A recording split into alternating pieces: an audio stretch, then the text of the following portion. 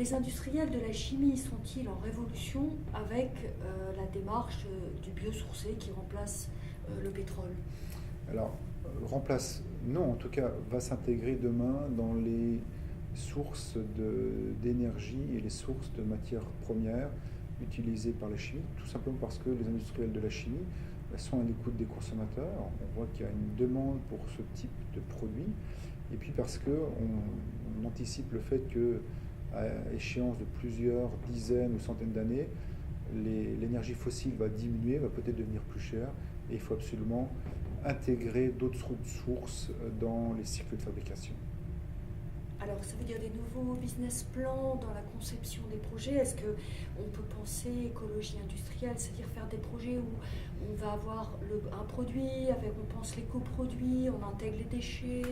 Ça veut dire 4-5 entreprises qui pourraient discuter pour construire un projet? Donc ça veut dire qu'effectivement, ces notions d'économie circulaire, elles sont complètement partie prenante des stratégies, et il y a deux modèles qui vont se développer. Un modèle que BASF suit depuis maintenant plusieurs dizaines d'années, qui est le concept du Fairbound, c'est-à-dire que vous avez sur un endroit 150 usines côte à côte qui sont un exemple typique d'économie circulaire. C'est-à-dire qu'il y a une usine qui fabrique et les déchets de cette usine sont utilisés par une autre usine. Ça existe où? Donc ça existe par exemple au siège de BASF à Ludwigshafen, ça existe également à Anvers en Belgique, et puis également un site comme ça intégré aux États-Unis et en Chine. Et c'est un modèle qui a été critiqué par les économistes, par les financiers pendant des très très nombreuses années, et qui est maintenant reconnu comme étant un exemple à suivre. Donc ça c'est l'exemple où une même entreprise entre guillemets possède l'ensemble des usines, et puis vous avez un autre modèle qu'il faut pousser en France, qui est une association entre industriels qui sont présents sur une même plateforme. Et ça, c'est un enjeu de co-développement qu'il faut absolument développer. J'espère que mon entreprise BASF essaiera d'y jouer un rôle. On a déjà des exemples avec Baumac-Bazin. Exactement. Voilà. Et, mais BASF n'est pas présent là-bas encore. Justement, est-ce qu'il y a des choses en réserve, prêtes à décoller en termes d'initiatives pour marquer ce tournant?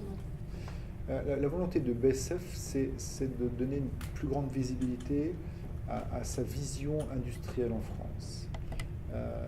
C'est une demande des employés de BASF, c'est une demande de nos clients, c'est une demande de la société, donc on est en train de travailler dessus. Mais il faut bien qu'on pense qu'à un moment donné, la France, elle est en compétition avec le monde entier en termes d'attractivité. Et clairement, l'attractivité de la France, tout le monde le sait, elle a diminué, et notamment du fait de l'incertitude réglementaire et législative. C'est un vrai frein. Et il y a des développements, par exemple, dans la recherche en Belgique, en Italie, en Espagne, en Allemagne, en Suisse, et il n'y a pas grand-chose en France.